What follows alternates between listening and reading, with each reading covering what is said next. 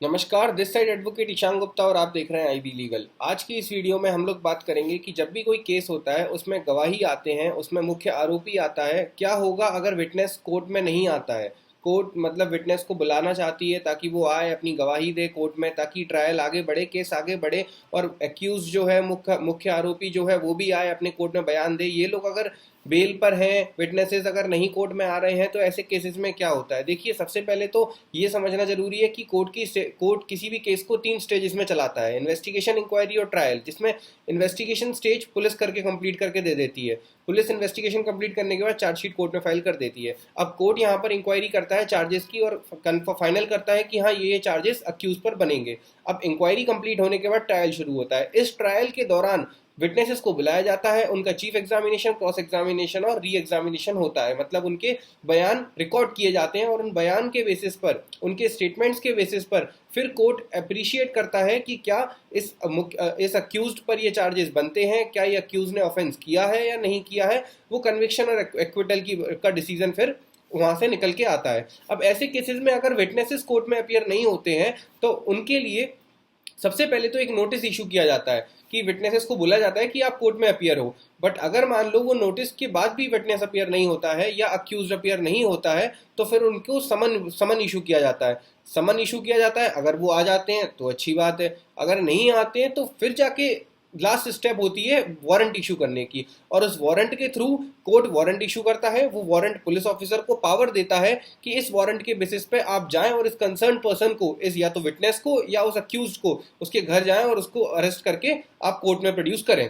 अब क्योंकि ये वारंट पुलिस ऑफिसर्स को पावर दे रहा है और इशू कोर्ट ने किया है, तो इसका एग्जीक्यूशन पुलिस ऑफिसर करेगा और आपको अरेस्ट करने आएगा। अब इसीलिए अगर विटनेसेस कोर्ट में अपियर नहीं होते हैं तो पुलिस ऑफिसर आपको अरेस्ट कर सकता है इस वारंट के बेसिस पे, और वो आपको अरेस्ट करके कोर्ट में प्रोड्यूस करेगा और फिर वहां पर जाके ट्रायल कंटिन्यू होगा। क्योंकि उसके बाद एक और जो इंपॉर्टेंट चीज होती है वो ये है कि अगर मान लो आप अक्यूज हैं, ठीक है, आप पर आरोप लगा है XYZ कोई भी ऑफेंस का, अब आप आरोपी हैं, अब आप ऑलरेडी बेल पर हैं, आप जमानत पर अभी कोर्ट से बाहर चल रहे हैं। अब जमानत पर अगर आप बाहर हैं और आप अपनी तारीख पर नहीं जाते हैं, यूजुअली लोग ऐसा अवॉइड करते हैं जाना कि कौन जाए वहां पर, इतना ट्रैवल है या उनके खर्चे ज़्यादा होते हैं और टाइम वेस्ट होता है, तो ऐसे केसेस में वो अवॉइड तो कर देते हैं उस इनिशियली। बट होता ये है कि बाद में फिर उनके घर सीधा वारंट इशू होता है और उनके अगेंस्ट वारंट इशू होता है और वो सीधे अरेस्ट हो जाते हैं। अब वहां पर जाकर फिर उनको प्रोड्यूस किया जाता है, वहां उनके बयान होते हैं और उनको वापस जेल भेज दिया जाता है, क्योंकि उनके against non bailable warrant issue हो जाता है। वो अभी तक तो बेल पे घूम रहे थे, अब बेल पे घूम रहे थे लेकिन अब वारंट इशू हो गया है, तो उनकी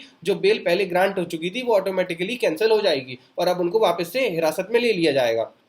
अब ऐसे केसेस में फिर उनको क्या करना होगा, अगर वो आपके against non bailable warrant issue हो गया है तो आपको वापस से एक एप्लीकेशन कोर्ट में फाइल करनी होगी for cancellation of non bailable warrant. आपको उसमें इंपॉर्टेंट होगा कि आप ये रीजन मेंशन करें कि आप क्यों कोऑपरेट नहीं कर रहे थे, आप XYZ डेट जो थी कोर्ट में उन तारीखों पर आप क्यों नहीं आ रहे थे। उसमें आप अपना मेडिकल इमरजेंसी का रीजन डाल सकते हैं या आपके घर में किसी की डेथ हुई थी वो उससे संबंधित कोई रीजन डाल सकते हैं। ऐसा एक जस्टिफाइड रीजन आपको उस एप्लीकेशन में एक एडवोकेट के थ्रू मेंशन करवाना होगा। वो एडवोकेट आपके बिहाफ पे एप्लीकेशन फाइल करेगा, फिर कोर्ट अपनी डिस्क्रिशनरी पावर को यूज करते हुए उस बेलेबल वारंट को या उस नॉन बेलेबल वारंट को कैंसिल करके आपकी बेल वापस से कंटिन्यू हो जाएगी और आप वापस से, जो आप गिरफ्तारी में थे, आप जेल में पहुंच चुके थे बिकॉज आपने डेट पर आप नहीं अपियर हुए थे, तो इसीलिए आपको फिर वहां से रिलीज कर दिया जाएगा अगर कोर्ट वापस से नॉन बेलेबल वारंट कैंसिल कर देती है तो। अदरवाइज आप जेल में ही रहेंगे।